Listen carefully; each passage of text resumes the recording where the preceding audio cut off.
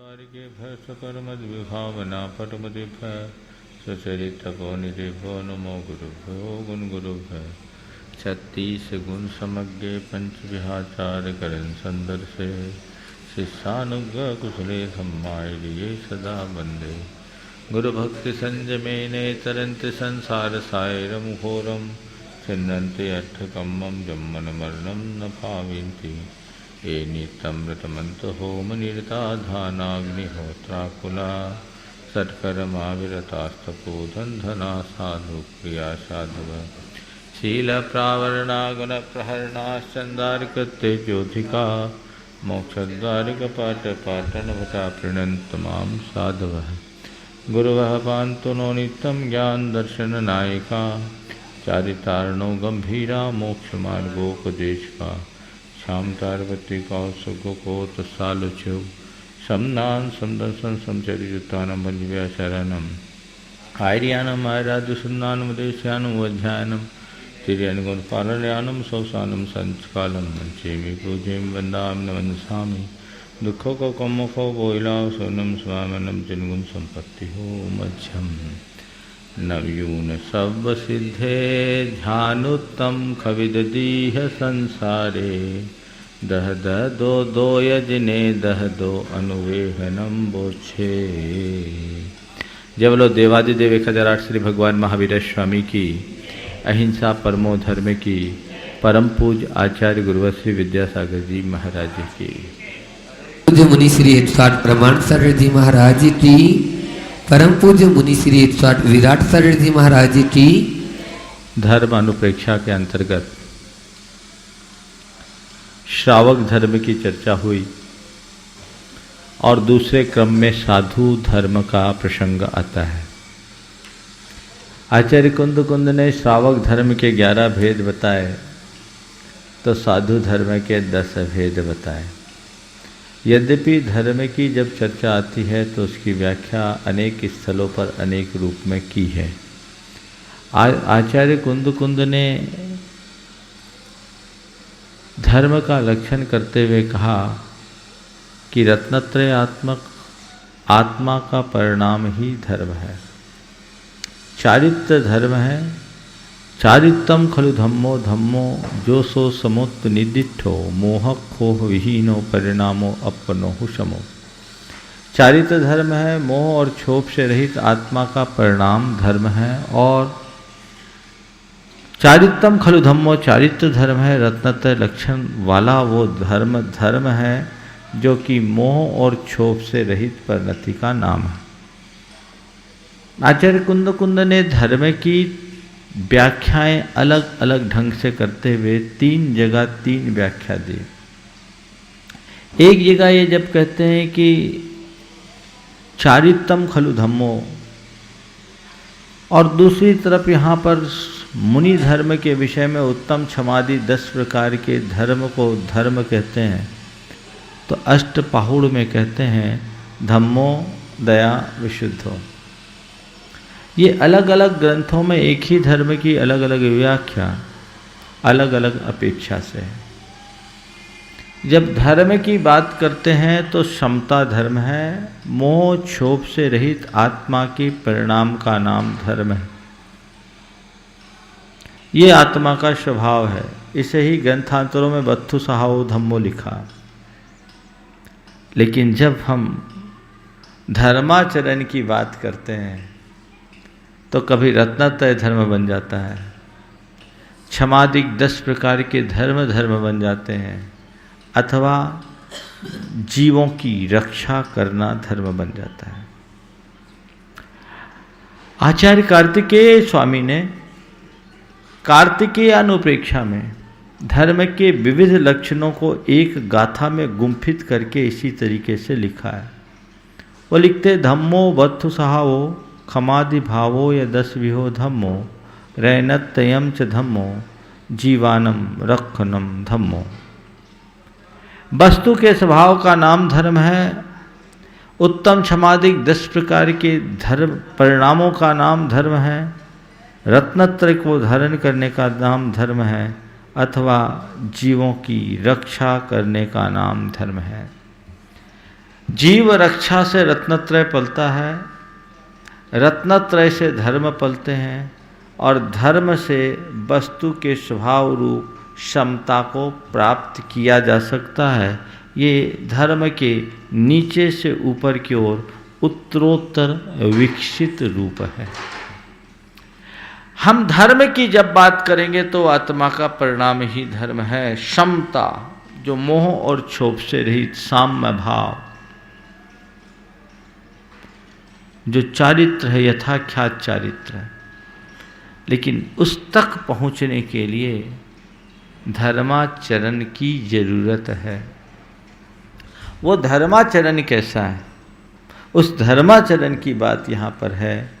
तो आचार्य कुंद ने जब इस कार्तिक 12 अनुवेक्षा में चर्चा की तो क्षमादिक 10 प्रकार के धर्मों को मुनि का धर्म निरूपित करते हुए कहा कि इनको अपने लिए कल्याणकारी मानकर स्वीकार करो, अंगीकार करो और अपने चिंतन में इन 10 के 10 को स्थापित कर लो, तुम्हारा जीवन धन्य हो जाएगा। हर 10 लक्षण में 10 धर्म की व्याख्या और विवेचना तो सब कोई सुनते हैं, और ऐसा भी है कि 10 धर्म की बात 10 लक्षण में ही सुनने में अच्छी लगती लोगों को। बाकी दिनों में 10 धर्म की व्याख्याएं बहुत कम होती हैं। इस 12 अनुवेक्षा ग्रंथ में आचार्य कुंद ने एक एक गाथाओं के माध्यम से 10 धर्मों का स्वरूप निरूपित किया है। आज प्रवचन की जरूरत नहीं है, उनके भाव को हृदयंगम करने की आवश्यकता है। मैंने पहले दिन कहा था कि ये 10 धर्म या ये 12 भावनाएं एक बार 2 बार पढ़ने की वस्तु नहीं, इनका 1-2 बार चिंतन करने की चीज़ नहीं है। 12 भावनाओं को बार बार चिंतन करें, चिंतन ही न करें, इन्हें अपने चिंतन का अंग बना लें। अभी हम धर्म अनुप्रेक्षा पर विचार कर रहे हैं। धर्म अनुप्रेक्षा का कुल मतलब यही है कि धर्म के स्वरूप को समझकर उनके उपादेयता को स्वीकार करना और उन्हें सदैव आत्मसात करने की भावना भाना। क्षमा उत्तम धर्म है, मार्दव उत्तम धर्म है, आर्जव धर्म है, शौच धर्म है, सत्य धर्म है, संयम धर्म है, तब त्याग आकिंचन ब्रह्मचर्य धर्म है। ये हम लोग सुने, लेकिन जिस घड़ी क्रोध का उफान आने लगे उस घड़ी मेरे मानस पटल पर ये उभरे कि क्रोध का कारण आने पर मुझे क्रोध नहीं करना, यही मेरा धर्म है। धर्म जो मुझे बचाए, धर्म जो मेरी सुरक्षा करे, धर्म जो मेरा उत्थान करे। तो इस घड़ी कौन मेरा उत्थान कर सकता है? जो मेरा सहायक हो, जो मेरा उद्धारक हो, जो मेरा संरक्षक हो, वही धर्म है। समझ गए? जो मेरा विनाशक हो, जो मेरा संहारक हो, जो मुझे त्रास देने वाला हो, जो मुझे कष्ट देने वाला हो, सब अधर्म। विकार से कष्ट होता है, त्रास मिलता है, असुरक्षा होती है, और धर्म में सुरक्षा है, शांति है, प्रसन्नता है। तो मुझे मेरे धर्म को कभी छोड़ना नहीं है। ये धारणा प्रगाढ़ बन सकती है धर्म भावना के बल पर। कब? जिस वक्त जिस धर्म की आवश्यकता हो तब। 10 धर्म की व्याख्या होना अलग है और 10 धर्म को हृदयंगम करना और बात है। किस समय मुझे कौन से धर्म के आलंबन की आवश्यकता है, आगे की गाथाओं में यही बात कही जाएगी। सबसे पहले 10 धर्मों का उल्लेख आचार्य कुंद कहते हैं। उत्तम खम मद्दवज्जो सच्च शौचम च संयमम चेव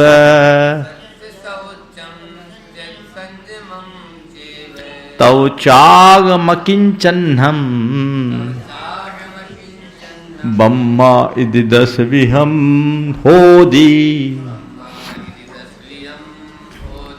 उत्तम क्षमा, उत्तम मार्दव, आर्जव, सत्य, शौच, संयम, तप, त्याग, आकिंचन और ब्रह्मचर्य मुनि के 10 धर्म के भेद हैं। सुन लिया। अब किस समय कौन से धर्म का इस्तेमाल करें? धर्माचरण तो हम कर रहे हैं, किस समय मेरा क्या धर्म है? धर्म का मतलब कर्तव्य, मुझे क्या करना है? क्षमा को अपनाना है। कब? जब शांति से बैठे हो तब। सबके पास क्षमा है। अभी आपके पास क्षमा है कि नहीं है? यह धर्म नहीं है। क्षमा कब, किस समय, कौन से धर्म का इस्तेमाल करना, यही हमें ये धर्मानुप्रेक्षा बता रही। देखिए आचार्य कुंद कहते हैं कि क्षमा का इस्तेमाल कहाँ कहाँ करना। हर मर्ज की एक दवा नहीं होती ना, जैसी जैसी बीमारी वैसी वैसी औषधि। तो ये क्षमा रूप धर्म का इस्तेमाल हमें किस विकार की उपस्थिति में करना है? तो कहते हैं कोहु पतिस पुनो बहिरंगम यदि हवेदि सखादम न कुणदि किंच विकोहो तस् क्षमा हो दिधम मोती।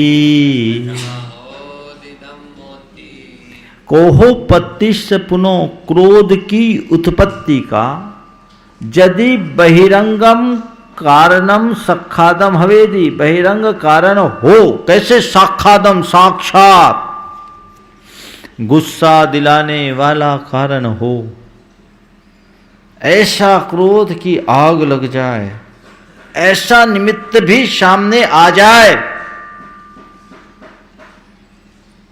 तब फिर जो कोहो किंचि भी न कुण दी, जो किंचित भी क्रोध नहीं करता, तस क्षमा धम्मो होदिति, उसके लिए क्षमा धर्म होता है। क्रोध का कारण आने पर भी जो क्रोध नहीं करता, उसके लिए क्षमा धर्म होता है। बहिरंग कारण, अंतरंग में तो मेरे क्रोध का उदय है, लेकिन वो क्रोध की अभिव्यक्ति प्रायः बहिरंग निमित्त होने पर ही होती है। अकेले में आप गुस्सा करो कोई फर्क नहीं पड़ता। गुस्सा का फर्क भी तभी पड़ता है जब कोई गुस्सा को झेलने वाला हो, उसके निमित्त से आता है। तो ये एक बात गांठ में बांध के रखो कि मेरे जीवन में जब भी क्रोध के निमित्त उपस्थित हो, क्रोध का कोई बहिरंग कारण आए, उस घड़ी में मुझे क्रोध नहीं करना है। मेरा धर्म मुझे यही बताता है। सावधान हो जाओ। कब होगे? जब बार बार बार बार क्षमा धर्म की अनुप्रेक्षा करोगे, अपने मानस पटल पर इस बात को अच्छी तरह से अंकित कर लोगे कि क्रोध का कारण आने पर भी मुझे क्रोध नहीं करना, क्रोध के निमित्त के आने पर अपने आप को संभालना मेरा क्षमा धर्म है। और क्षमा धर्म है, क्रोध अधर्म। क्षमा आत्मा का उत्थान करने वाली है, और क्रोध से आत्मा का विनाश होगा। क्रोध सर्वसंहारक है, मुझे क्रोध से बचना है। अपने सब कॉन्शियस में जब ऐसी फीडिंग दे दोगे, आपका क्रोध आएगा ही नहीं। ये बहुत मनोवैज्ञानिक बात है। गुस्सा कुछ लोगों को बात बात पर आता है, कहते हैं नाक पे ही चढ़ा है, आता है। अबुद्धिपूर्वक गुस्सा कैसे कंट्रोल करें? मुझसे कहते हैं महाराज जी कोई ऐसा उपाय बताए जिससे गुस्सा शांत हो जाए। ऐसे कोई मंत्र से गुस्सा शांत नहीं होता कि मंत्र दे दे और गुस्सा शांत हो जाए। अगर ऐसा मंत्र होता ना तो हम तो एक एक को पकड़ पकड़ करके देते। सोच बदलो। आप अपने सबकॉन्शियस में इस बात को फीड करो कि गुस्सा एक भयानक बीमारी है, मुझे गुस्से से मुक्त होना है। अधर्म छोड़ धर्म में रमना है, क्रोध छोड़ क्षमा को धरना है। ये धारणा अपने अंदर जब आप प्रगाढ़ बना लोगे तो क्रोध का कैसा भी कारण आएगा, क्रोध नहीं कर पाओगे। एक बड़े पहुंचे हुए संत थे, उनका एक युवा शिष्य था, बड़ा प्रभावी और प्रतापी। उसकी एक कमजोरी थी, गुस्सा करने की। और गुस्सा भी ऐसा वैसा नहीं, अगर किसी से रुष्ट हो जाए तो बदला लिए बिना नहीं छोड़ता। एक दिन जब वो अपने गुरु के पास पहुंचा, और गुरु से कहा कि मुझे कोई उपाय बताए जिससे इससे बचा जाए।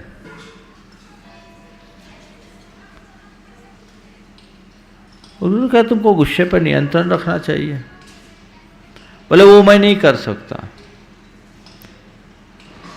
तो उन्होंने बताया अच्छा ये बताओ तुम्हारे लिए क्या सरल है? कोई आदमी तुम्हें कुछ कहे तो उसके प्रति बदले का व्यवहार करना, उससे दुर्व्यवहार करना तुम्हारे लिए सरल है, या जिस घड़ी सामने वाला कुछ कहे और कोई प्रतिकार किए बिना अपने हाथ जेब में डालकर खड़े होना सरल है? तुम्हें कोई तुम पर कोई अभद्र टिप्पणी करे, तुम्हें कोई अपशब्द कहे, उस घड़ी में उसे हाथ उठाकर मारना सरल है या अपने जेब में हाथ डालना सरल है? उसने कहा कि उसे मारना सरल है। संत पहुंचे हुए थे, उन्होंने कहा कि तुम जैसे तेजस्वी युवक को सरल काम करना सही है या जटिल काम करना सही है? तुम युवा हो, सरल काम करना तुम्हारे लिए अच्छा है क्या जटिल काम करना अच्छा है? सरल काम में कौन सी बहादुरी? बोले हाँ गुरुदेव, मुझे तो जटिल काम ही करना चाहिए। बोले आज से तय कर लो कि जब भी ऐसी कोई स्थिति आए तो जब हाथ दूसरे की ओर बढ़ने लगे दोनों हाथ जेब में डाल लेंगे, जेब में डाल लेंगे। गुरु भक्त था, कहा आज से मैं जटिल काम ही करूंगा। अपने दफ्तर में गया और एक व्यक्ति से उसके प्रति कुछ अनुचित व्यवहार हुआ। सब उसकी व्यक्तित्व को जानते थे कि अब तो सामने वाले की खैर नहीं, क्योंकि वो जिसको भी देता था पूरी तरह से मरम्मत कर देता था। और ऐसी बात बोला, जैसी बोला एक पल को मन में क्रोध आया, हाथ आगे बढ़ने को ही था, तभी गुरु की बात याद आ गई, मुझ जैसे युवक के लिए सरल नहीं जटिल काम देना ही शोभास्पद करना ही शोभास्पद है। उसने अपने दोनों हाथ जेब में डाल लिए, जेब में डाल लिया और चुपचाप रह गया।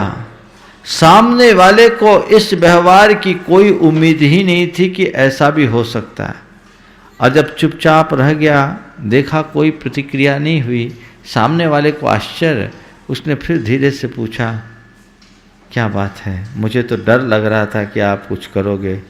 बोले नहीं, मैंने तय कर लिया कि अब कोई मुझे कुछ कहे तो मैं अपने में सीमित रहूँगा, प्रतिकार नहीं करूँगा। तुमने जो कहा ठीक है, मैं तुम्हारी बातों पर विचार कर रहा हूँ, लेकिन उसका प्रतिकार नहीं करूँगा। उसने कहा कि मुझे तुमसे इस व्यवहार की आशा नहीं थी। और जब आया गुरु के पास तो गुरु ने उससे पूछा ये बताओ क्या किया? बोला गुरुदेव अब मैं जटिल काम करने में समर्थ हो गया। तुम्हारा अनुभव क्या हुआ? एक बारगी तो मुझे तकलीफ से हुई, लेकिन अब मैं उसका इस प्रकार आदी हो गया हूँ कि मुझे तकलीफ नहीं, बहुत शांति और प्रसन्नता की अनुभूति होती है। और मैंने ये पाया कि अब मेरे मित्रों की संख्या भी दिनों दिन बढ़ रही है, मेरे मित्रों की संख्या भी दिनों दिन बढ़ रही है। तो ये कैसे आएगा? अभ्यास, मुहुर मुहुर चिंतनम अनुप्रेक्षा, बार बार चिंतन करने का नाम अनुप्रेक्षा है। तो बार बार चिंतन करो, बार बार विचार करो, और उस विचार से ही जीवन ठीक बनता है। तो यहाँ आचार्य कुंद कह रहे हैं कि क्रोध की उत्पत्ति का बहिरंग कारण साक्षात आ जाए तो भी जो क्रोध न करे उसके लिए क्षमा धर्म होता है। अंतरंग कारण की बात यहाँ नहीं कर रहे, यहाँ तो बहिरंग कारण की बात कर रहे हैं। अंतरंग क्रोध का उदय तो क्रोधमान मायालोभ चलता है। सुनो, क्रोध की अभिव्यक्ति प्राय बाह्य निमित्त के आश्रय से ही होती है। क्रोधोदय तो अपने वार के अनुरूप चलेगा, चाहे क्रोध का, चाहे मान का, चाहे माया का, चाहे लोभ का उदय बना रहेगा, लेकिन उदीरना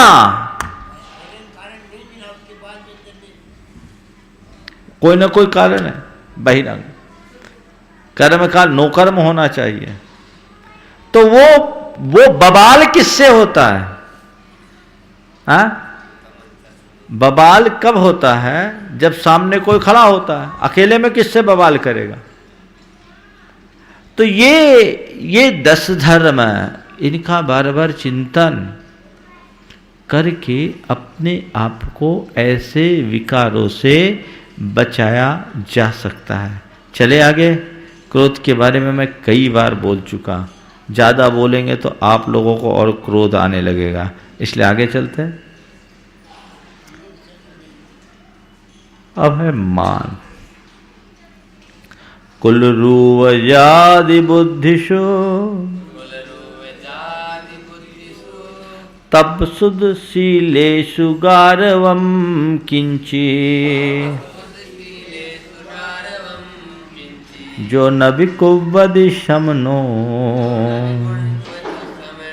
मद्दौ धम्मम हवे तस्य।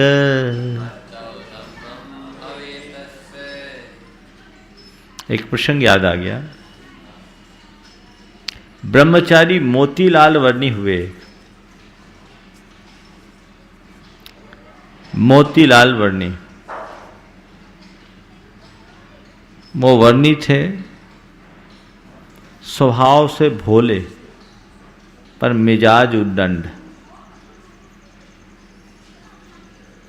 अपने गुरु के पास, गुरु का नाम मैं भूल रहा हूं, मोतीलाल, गणेश प्रसाद वर्णी, ये सब साथ साथ थे, उनके गुरु थे, अच्छा नाम था। नाम भूल रहे, चलो नाम को रखो याद। सम्मेद शिखर की यात्रा करने का मन बनाया। मुझे सम्मेद शिखर की यात्रा करने जाना है। अकेले सम्मेद शिखर की यात्रा में जाना है। स्वभाव भोला, मिजाज उद्दंड, रास्ते में क्या हो कोई पता नहीं। उनके गुरु ने उनसे कहा, ठीक है तुम जा रहे हो जाओ, मैं तुम्हारे झोले में कुछ रत्न डाल रहा हूं, तुम इसे संभाल कर रखना, रास्ते भर तुम्हारे ऊपर कोई विपत्ति नहीं आएगी, और कैसी भी विपत्ति आए तुम संभल जाओगे, और ये रत्न खो दिए तो सब कुछ खो दोगे। ठीक है, चले। रास्ते में एक जगह वो थक गए थे। नहीं, मोतीलाल जी तो गुरु थे, उनका ब्रह्मचारी भोला नाम का कोई ब्रह्मचारी था, ऐसे कुछ रहा। ये प्रसंग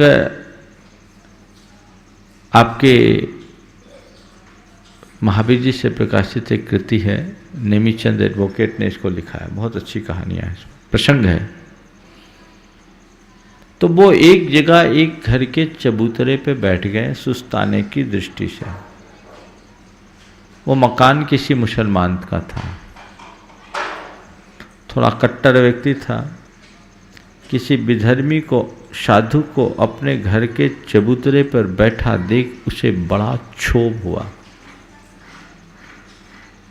और भला बुरा कहना शुरू कर दिया। इतना ही नहीं, भला बुरा कहते कहते उनकी मरम्मत भी शुरू कर दी। लेकिन उसी समय उन्हें अपने गुरु की बात याद आई और अपने आप को संभाले रखे, अपने आप को संभाले रखे। और जब खूब मारपीट किया लोगों को, वहाँ के रहने वाले जो हिंदू धर्मानुयायी थे उनको पता लगा, वो सब इकट्ठे होकर आए और देखा कि इनका शरीर कई जगह से चोटिल है, लहूलुहान है। सबको बहुत तकलीफ हुई। सब चरण में गिर करके उस ब्रह्मचारी जी से कहे कि बाबा आपको कष्ट हुआ, हम लोगों को बड़ी तकलीफ हो रही है, आप चिंता नहीं करें, हम अभी एक एक से बदला लेंगे, आप किसी भी प्रकार की बात नहीं, किसने किया आपके साथ आप बताइए, व्यवहार अच्छी बात नहीं है। और ललकारना शुरू कर दिया, आपका कोई नुकसान कर दिया, सब कुछ हम उसकी पूर्ति करेंगे। उन्होंने कहा किससे तुम बदला लोगे, किसी से बदला लेने की ज़रूरत नहीं है। हमारा किसी ने कुछ नहीं बिगाड़ा। बिगाड़ा कैसे नहीं? इतना सारा आपको देख रहे, पूरा शरीर आपका छत विक्षत दिखाई पड़ रहा। बोले नहीं, मैंने कुछ खोया नहीं, मैंने पाया है। खोया नहीं, पाया है। लिख पाया क्या? बोले वो जो ले गया वो तो मेरे थे ही नहीं। जो मेरे मूलभूत रत्न जो मेरे गुरु ने मुझे दिए थे वो ले जाता तो मुझे बहुत नुकसान होता। मैं तो ये चाहता हूँ कि इस स्थिति में भी मैं अपने मूल्यवान रत्नों को बचा के रखा। सबको आश्चर्य रहा कि साधु है, कोई रत्न वतन तो नहीं रखे हैं। बोले महाराज क्या है आपके पास, बता दीजिए। बस मेरे गुरु ने मुझसे 3 बातें कही थी।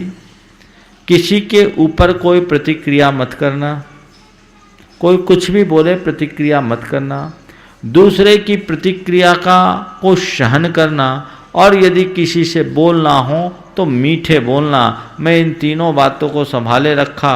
मुझे उसने इतना प्रताड़ित करने की कोशिश की, लेकिन मैंने उसकी कोई प्रतिक्रिया नहीं की। मैं अपने आप को संभाले हुए हूँ, मुझे बहुत अच्छा लग रहा है। लोगों ने कहा नहीं, आपके साथ जो हुआ उस बदसलूकी का बदला तो लेना है।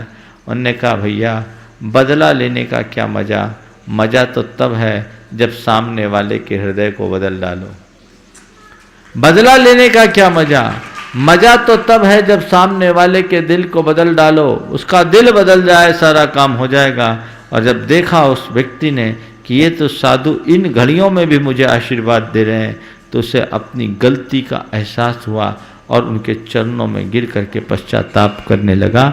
ये है क्षमा धर्म का कमाल। तो क्षमा धर्म ऐसा धर्म है, इसको अपने जीवन में उतारने का अभ्यास होना चाहिए। महाराज ये सब बातें तब तक अच्छी लगती है जब तक प्रवचन में रहते हैं और जब तक अनुकूल सामग्री रहती है।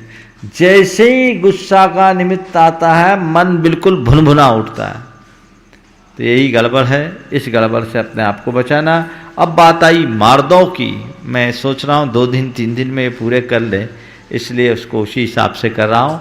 मार्दव मृदुता अभिमान रहितता का विचार कब करो। विनम्र कौन होता है? जो संयोगों की नश्वरता को पहचानता है। किसका गर्व होता है? आत्मा का किसी को गर्व है? महाराज आत्मा की पहचान ही नहीं तो गर्व कहाँ। जिसको आत्मा की पहचान हो जाएगी उसका गर्व हमेशा हमेशा को खत्म हो जाएगा। मनुष्य की ये दुर्बलता है कि वो गर्व करता है तो किस पर करता है? जो अपना नहीं है उस पर करता है। समझ गए?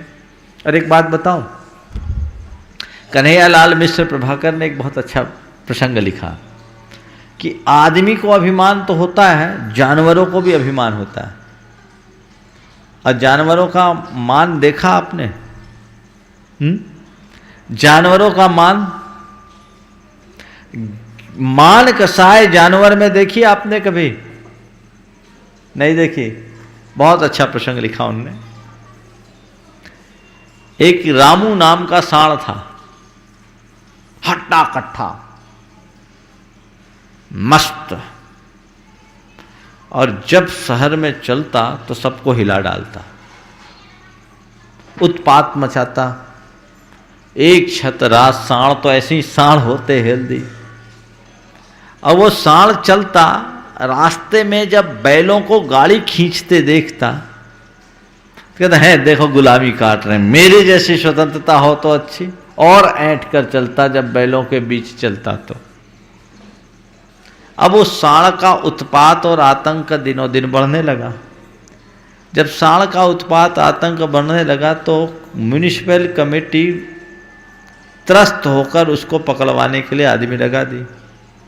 अब क्या हुआ कि तभी सांड है, आदमी से बड़ा सांड कौन होगा। लोगों ने उसे पकड़ लिया, पकड़ा, और पकड़ने के बाद उसको नाथ जोत दिया। नाथ दिया, नाथ बोलते हैं ना, नाक में रस्सी लगा दी, नकेल लग गई। अब नाथ लगाए तो बस में आ गया। अब नाथ लगाने के उपरांत क्या किया, अब उसका उपयोग तो करे, तो उसको म्यूनिसिपैलिटी की कचरा ढोने वाली गाड़ी में अकेले जोत दिया। अब कचरा ढोने वाली गाड़ी में जब उस सांड को जोता गया, सांड चल रहा था अकेले, कचरा लेकर और सामने से 2 बैलों की गाड़ी आ रही थी, तो उनको देख के सांड कहता, इतना सा वजन और 2-2 खींच रहे, देखो मैं अकेले कितना वजन खींच रहा हूं। हाँ, वो ऐठ नहीं जाएगी। बहुत अच्छा प्रसंग लिखा याद है। तो ये जानवर में भी मान, ऐसी ही प्रवृत्ति मनुष्य की होती है। तो ये किन पे? कुल पर, रूप की, जाति की, बुद्धि की, तपस्या का, श्रुत यानी ज्ञान का और शील के विषय में कुछ भी जो गौरव नहीं करता, वो श्रमण मार्दव धर्म से संपन्न होता है। हर घड़ी ये सोचे कुल किसका शाश्वत है। आज ये कुल है, कल कौन सा कुल हो जाए कोई पता नहीं। उच्च को नीच और नीच को उच्च बनते देर नहीं लगती। किस कुल का अभिमान? किसी का कोई कुल शाश्वत नहीं है। सब यहाँ है, यही छूट जाने वाला है। इसलिए कौन से कुल का अभिमान? एक आदमी चला जा रहा था, अचानक उससे के पैरों से ठोकर लगी और एक पत्थर का टुकड़ा उचट करके पास खड़े गुलाब के पौधे के पास पहुंच गया। गुलाब ने जब पत्थर को देखा तो उपहास भरी मुद्रा से हंस पड़ा और कहा, ये भी कोई जिंदगी है? सिर्फ ठोकर। पत्थर ने गुलाब के इन शब्दों को सुना और मन महसूस कर रह गया। करे क्या, उसका नसीब ही कुछ ऐसा था। थोड़ी देर बाद उधर से एक दूसरा व्यक्ति निकला। उसकी नज़र उस पत्थर पर पड़ी। वो नज़दीक पहुंचा, पत्थर को उलट पलट कर देखा। सुंदर रत्नमय पत्थर था। वो अपने घर ले आया। वो व्यक्ति एक शिल्पी था और उसने उस पत्थर को सुंदर मूर्ति का आकार दे दिया। उस पत्थर को सुंदर मूर्ति का आकार दे दिया। जैसे ही पत्थर ने मूर्ति का आकार ग्रहण किया, मूर्ति का स्वरूप खिल गया। अगले दिन उसने उसे अपनी पूजा घर में विराजमान कर दिया और जब उसकी पहली पूजा के लिए फूल चढ़ाया तो वही फूल था जो कल उस पर उपहास कर रहा था। आज वही फूल प्रतिमा के चरणों में गिर रहा था। प्रतिमा ने फूल को देखा तो कुछ नहीं कहा। फूल फूल था और पत्थर प्रतिमा बन गई। बंधुओं, किसको क्या कहेंगे? ये जीवन की सच्चाई है। किसकी उपेक्षा?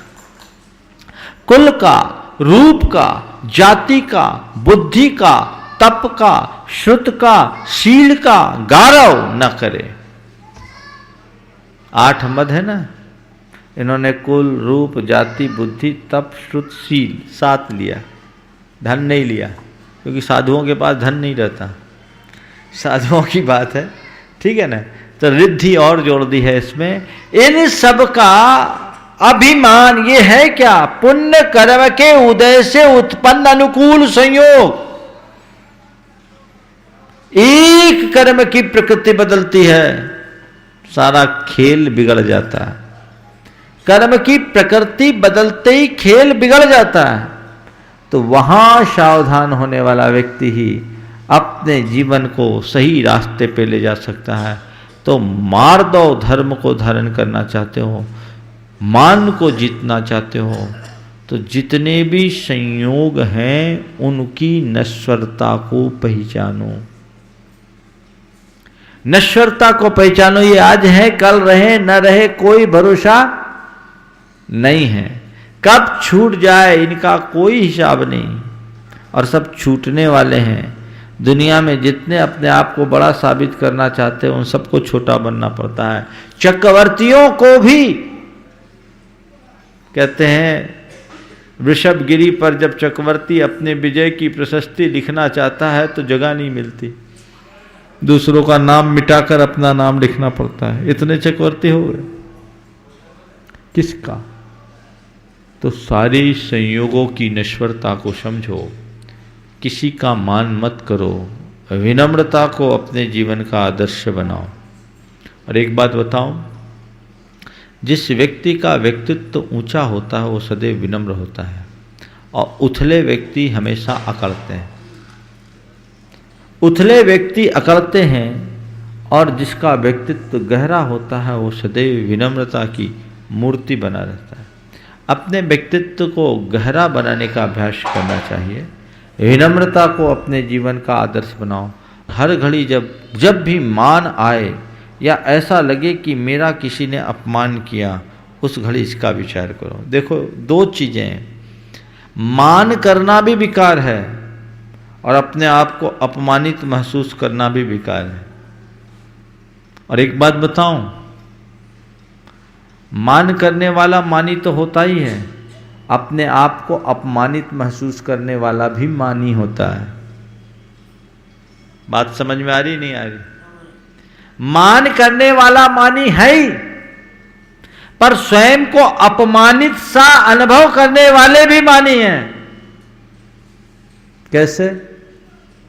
अगर तुम्हारे अंदर मान नहीं तो तुम अपने आप को अपमानित कैसे समझोगे? मेरा अपमान कर दिया, तेरा अपमान क्या किया? तुमको छोटा कर दिया। एक प्रदेश भी तुम्हारे घटाए बढ़ाए, तुम्हारे अंदर से कुछ ले लिया, कुछ नहीं लिया, तुमने पकड़ लिया। क्या उसकी बात, उसका व्यवहार। तो अपने आप में मान आने लगे तो अपने आप को संभालो और मार्दव धर्म को याद करो। अपने आप को अपमानित महसूस करने लगो तो अपने आप को संभालो और मार्दव धर्म को याद करो। ये याद करके चलोगे, सारे कार्य अच्छे हो जाएंगे और इस कसाई को जीतने की सामर्थ्य आ जाएगी। क्रोध से भी ज्यादा खतरनाक मान है। रावण का अंत काम के कारण नहीं हुआ, मान के कारण हुआ। रावण कामांध नहीं था, मानांध था। कामांध होता तो फिर वो अपनी सीमा का उल्लंघन कर दिया होता, उसने अपनी प्रतिज्ञा नहीं तोड़ी, बलात्कार नहीं किया। पर मानांध था, मैं विद्याधर राम भूमि गोचरी, मैं सीता को ऐसे लौटाऊंगा कैसे, लोग क्या कहेंगे, मैं सीता को लौटा सकता हूं। पर युद्ध में जीत कर पहले राम मेरे पास आए, मुझसे लड़े, मैं उसे जीतूं, फिर ले जाए सीता को, मुझे नहीं चाहिए। यही मान बहुत खतरनाक होता है। तो ये मार्दव धर्म की बात है। आज इतना ही रखते हैं, शेष धर्मों की चर्चा आने वाले दिनों में की जाएगी। लेकिन बात केवल इतनी है कि इनका बार बार विचार करो। केवल शास्त्र सभा में अगर हम सीमित रखते हैं तो जीवन व्यवहार में परिवर्तन नहीं आएगा। अगर हम बार बार विचार करते हैं तो हमारा जीवन व्यवहार बदले बिना नहीं रह सकेगा। बस इसी भाव के साथ आज यहीं पर विराम। बोलिए परम पूज्य आचार्य गुरुवर श्री विद्यासागर जी महाराज।